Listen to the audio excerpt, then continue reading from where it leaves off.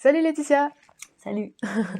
Alors aujourd'hui, je vous présente Laetitia qui est anthropologue, tu es aussi réalisatrice de films et aujourd'hui tu proposes des stages de découverte de la technique du tambour. Donc c'est de ça que tu vas nous parler aujourd'hui et nous dire aussi comment est-ce que tu es arrivée avec tous les voyages que tu as pu faire pour étudier les tribus à aujourd'hui ramener certaines de ces techniques dans ta pratique avec le tambour.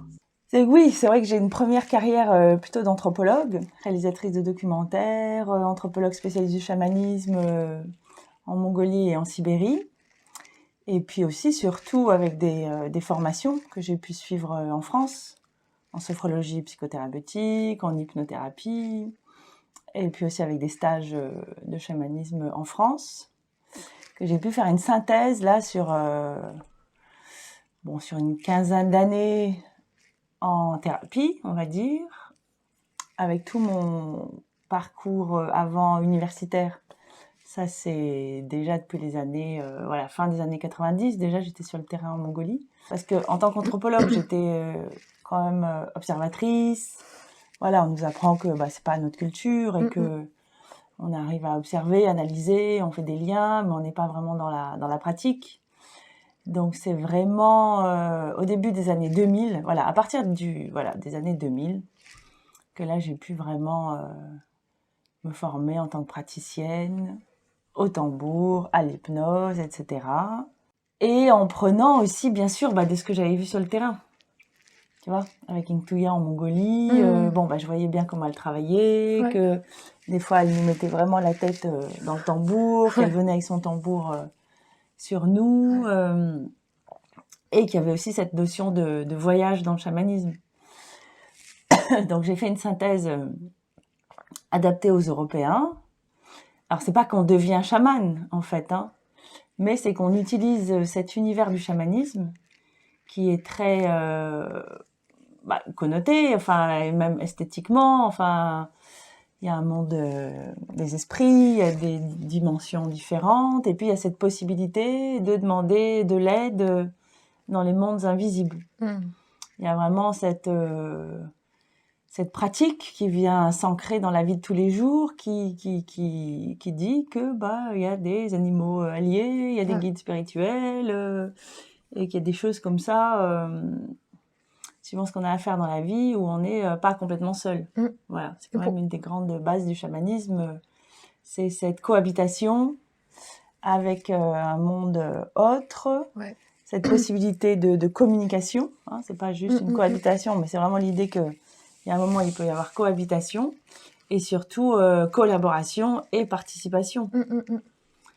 Donc tout ça, ça peut se mettre en pratique très facilement. Parce que tu dis que c'est aussi quelque chose de la vie de tous les jours, donc en fait c'est une philosophie de vie aussi à intégrer après, voilà, et qui devient pas seulement le moment où on va faire un stage où on va prendre du temps, mais c'est même une façon de voir le monde qui s'installe après une fois. Oui, c'est pour ça qu'on parle de sagesse, sagesse amérindienne ou de sagesse chamanique. Enfin, c'est une manière de voir. C'est un tout intégré après. C'est de se dire qu'on est en connexion. Il y a beaucoup cette idée de connexion en fait. C'est qu'on est connecté à plus grand que soi, mais aussi à soi-même. Ouais. Il y a toujours cette connexion vraiment avec tous les éléments, avec tout ce qui vit sur Terre, et une connexion à soi pour être plus aligné avec qui on est. Oui, il y a l'idée du voyage, donc toi j'ai l'impression que dans ta vie a été vraiment beaucoup menée par les voyages partout où tu es allé dans le monde, et aussi dans le chamanisme avec cette pratique du tambour. On a aussi dans notre tête l'idée qu'on va partir en voyage, qu'on va partir quelque part pour peut-être voir certaines choses. Mais en même temps, tu me parlais hier aussi du fait que l'ancrage est très important et que le tambour amène aussi cet ancrage-là pour pouvoir être à la fois ici et là-bas, quelque part. Oui, moi j'ai beaucoup voyagé parce que c'était vraiment la passion d'aller découvrir comment vivaient les gens ailleurs, quelles étaient leurs cultures et tout ça. Et dans le chamanisme, il y a vraiment cette notion de voyage, qui a surtout été développée par Michael Harner dans son idée de core shamanism, de chamanisme essentiel, c'est-à-dire qu'on retient ce qui est vraiment essentiel au chamanisme et que l'on peut tous pratiquer hors des contextes culturels, finalement. Mm. C'est que même nous, en Occident, voilà, on peut avoir un tambour, on peut faire plein de choses avec un tambour. Et qu'on est dans la pratique. C'est chouette de dire que c'est quelque chose, cet que c'est pas ancrage. quelque chose d'illuminé ou c'est pas quelque chose de là-bas, c'est une pratique qu'on peut ramener ici et Bah oui, parce que c'est juste...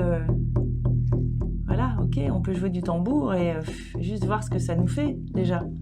Ça, c'est pas une croyance ou c'est pas un truc d'illuminé, c'est Ouais. une pratique. Une pratique qui s'expérimente.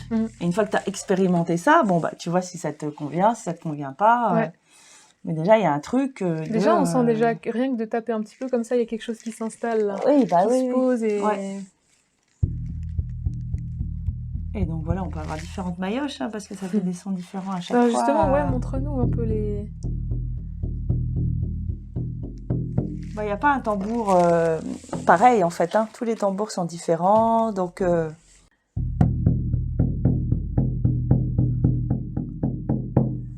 Donc on va pouvoir jouer avec les différentes sonorités, on va pouvoir... voilà, suivant ce qu'on a envie de faire avec, hein, on peut... Mais tu vois, lui, il a pris un peu le froid du matin. Ouais. Il a besoin de se mettre un peu au soleil, là. Donc voilà, il ne faut pas oublier que c'est assez vivant, hein, c'est de la peau. Hein, ouais, donc ouais. Ça... La vibration est très différente d'hier soir où il faisait bien chaud et c'est rigolo de voir. Et lui, là, il est flap-flap. La vie. La vie du tambour. Et présente-nous alors ce que tu fais découvrir aux gens dans tes stages. Moi, ce que j'ai vu avec les chamans mongols, c'est qu'outre l'incorporation des esprits ou des choses comme ça... Ça, c'est quelque chose qui est plutôt réservé aux chamans. Oui, là, c'est vraiment pratique chamanique faite par les chamans. De toute manière, en Mongolie, il n'est pas question que les autres personnes en dehors du chaman aient un tambour, de toute manière. Hein. D'accord. Il n'y a que le chaman qui a son tambour et qui fait l'appel des esprits et qui fait le soin pour les gens. Ouais. Nous, je pense qu'aujourd'hui, en Occident, voilà, on peut se libérer un peu de ça et pratiquer. Ouais. Tout simplement avec des soins énergétiques, avec la vibration on peut sur pratiquer le corps, pour soi et aussi tu formes des thérapeutes qui vont après utiliser le pouvoir de la vibration pour... Parce que voilà, on peut vraiment travailler comme ça sur le corps avec la vibration. La vibration fait quelque chose dans les cellules, moi je sens. Ah bah là, ça traverse toutes les cellules, ça vient réharmoniser énergétiquement. On peut travailler sur soi aussi tout simplement, hein, pour vraiment se mettre en connexion. Dans l'ancrage aussi, quand tu parlais d'ancrage, c'est que... Oui, moi j'ai beaucoup de mal à m'ancrer. On peut jouer du tambour et puis on peut aussi se jouer du tambour sur soi pour se faire traverser par cette vibration, pour se mettre dans cet ancrage. Tu vois, il n'y a pas de voyage vraiment sans ancrage. Donc moi, dans les stages que je propose, on va travailler sur un premier protocole comme ça de soins énergétiques et vibratoires au tambour, que tout le monde peut faire. Et comme je dis toujours, c'est par niveau. Après, il y a des bonus, voilà. Il y a des gens qui savent peut-être ressentir, qui savent voir, qui ont des capacités. Donc, eux, ils vont faire le même protocole, mais ils vont le vivre à leur niveau, peut-être un peu plus développé, etc. Mais celui qui n'a aucune vraiment perception, ou qui se dit, bah non, moi je vois rien, j'ai pas d'esprit, j'ai pas... Bon, il peut aussi faire juste la technique, en fait. Et après, je pense qu'avec la montée en vibration de la Terre en ce moment, il y a peut-être des gens qui vont arriver en se disant, bon, moi je ressens pas grand-chose, je vois pas grand-chose, mais après, petit à petit, en pratiquant, il y a des choses aussi ça peut développer peut-être même des capacités chez les gens. Ouais, exactement, parce que ça, j'ai pu le voir en stage aussi, c'est que là, sur quelques années, je vois je sais pas comment dire, quoi, la motivation des gens qui sont très intéressés par tout ça, mais aussi leur capacité à voyager, à visualiser, à partir dans des voyages incroyables, qui sont à chaque fois très thérapeutiques pour eux. Hein, c'est-à-dire que pendant un stage, on fait un travail très personnel, même si je vais proposer un voyage collectif pour leur faire visualiser certaines choses. d'aller à la rencontre de son animal allié, d'aller rencontrer des guides spirituels, de poser certaines questions, d'être amené dans des endroits spécifiques, par exemple des lieux de guérison ou des choses comme ça. À chaque fois, c'est vraiment très personnel ce qu'ils vivent. Et après, quand on est dans la pratique et qu'on va travailler en binôme, par exemple, là, ils vont pouvoir vraiment travailler sur des choses personnelles. Et à chaque fois, voilà, c'est des voyages assez incroyables et je pense de plus en plus. Comme tu dis, voilà, cette capacité à de plus en plus voir et ressentir, ce taux vibratoire qui augmente. Puis on est dans une période aussi où on nous demande de nettoyer plein de mémoires, que ce soit dans cette vie, dans d'autres vies ou des choses transgénérationnelles. On est là aussi en ce moment pour nous guérir. Moi, j'ai l'impression, donc je pense que le tambour, c'est un outil aussi. Ah bah oui, complètement. Parce qu'il y a vraiment cette idée d'ancrage et d'élévation du taux vibratoire. Voilà, en même temps. C'est toujours ce paradoxe-là, c'est que tu ne peux pas vraiment t'élever si tu n'es pas bien ancré. Oui. Et donc, il y a des techniques d'ancrage. On travaille avec des mouvements de Qigong, on travaille avec voilà, enfin, un peu de travail énergétique, etc. aussi pendant des week-ends. Et après, le tambour, mais vraiment les pieds sur terre, quoi. Quand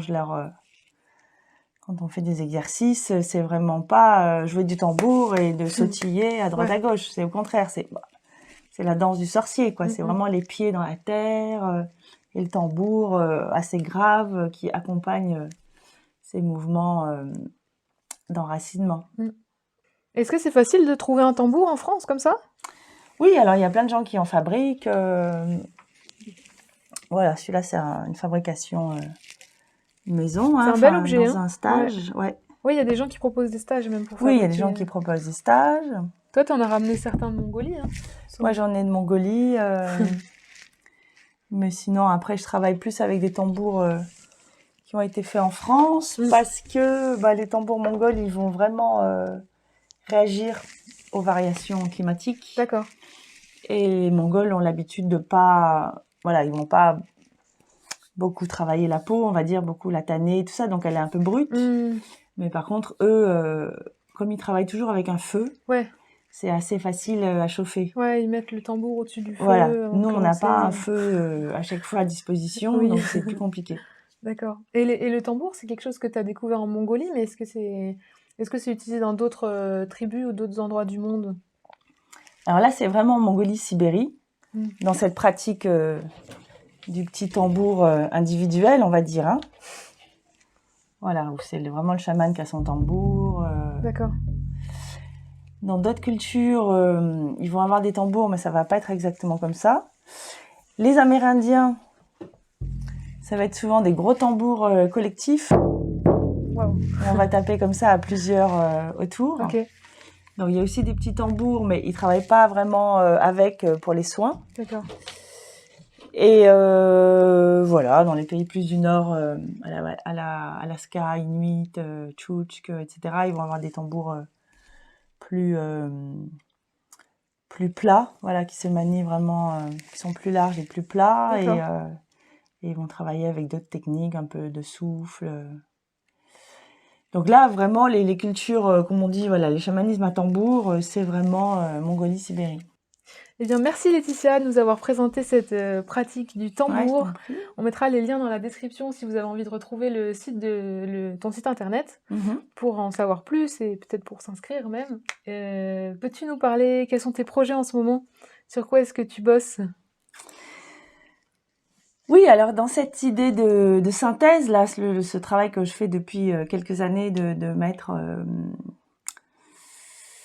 d'arriver à faire des propositions qui se tiennent, hein, qui sont un peu synthétiques, voilà, de soins, de psychothérapie, chamanisme et hypnose et tambour. Donc ça, c'est des choses vers lesquelles je me dirige plus.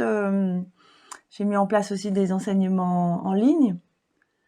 Je fais des accompagnements sur 9 mois avec des clans. Donc chaque année, on a un nouveau clan et puis ça permet aux gens de vraiment découvrir le chamanisme de façon globale, même si ça remplace pas, bien sûr, un stage, si ça remplace pas des expériences en direct, mais là, ça donne un bagage culturel pour un peu mieux naviguer dans tout cet univers chamanique. Culturel et pratique. culturelle et tu guides pratique. aussi les Parce gens dans qu'après, dans des des... Zooms, on va faire des Ouais. voyages au tambour et tout ça, bien sûr, oui. Et ça, c'est un truc 100% en ligne. Ouais, et ça, vraiment, je m'amuse beaucoup. Enfin, je m'éclate Ouais. avec ça. C'est vraiment génial. Je vois le retour des gens. Enfin, les gens sont contents. Et puis moi, ça me rend heureuse aussi d'avoir mis en place ces trucs-là. Peut-être un peu plus de formation au niveau hypnose aussi, là, dans tout ce qui est hypnose spirituelle, hypnose chamanique. Hein, en fait, c'est de l'hypnose qui utilise aussi cet univers chamanique. Donc ça, ce serait intéressant à mettre en place. Ouais. Il y a des projets d'écriture, bon, des choses plus personnelles, un peu autobiographiques, sur justement, voilà, ces 30 ans de terrain qui m'ont fait passer de l'anthropologie à la psychothérapie. Au niveau des films, là maintenant, c'est plus... bon, c'est en projet, hein, mais voilà, il y a cette collaboration avec Wayne William Snellgrove, Standing Bear, qui a commencé depuis cet été. Et donc, on a le projet de film aussi, de pouvoir raconter toute son histoire d'enfant volé, hein, puisque lui a été volé le jour de sa naissance à sa mère au Canada. Ouais, et qui il est a été amérindien. Ouais, Ça. il est amérindien Solto. Il a été placé d'abord dans un orphelinat pour être ensuite vendu, adopté à une famille américaine de blancs américains, quoi, voilà. Donc, on voudrait raconter toute cette histoire et de comment, à 33 ans, il a pu retrouver sa famille biologique, comment il est devenu homme médecine. Voilà, donc il y a ce projet-là. Un parcours de vie étonnant. Et montrer aussi la grande Ouais, histoire une au travers de histoire, la petite histoire de Wayne. Voilà, parce que bien sûr, il n'est pas le seul à avoir vécu ce drame-là. C'est vraiment le drame collectif de toute cette histoire des Amérindiens, là, au Canada et en Amérique. Et puis, de voir comment aujourd'hui, enfin, des gens qui sont nos contemporains, hein, qui ont notre âge, qui ont vécu aussi toutes ces histoires-là. Voilà, ça, c'est le projet film. Super, super intéressant. Bon, On a merci hâte beaucoup. de découvrir et de lire et de continuer à explorer le monde au travers de ce que tu peux nous expliquer. Merci Laetitia. Merci beaucoup.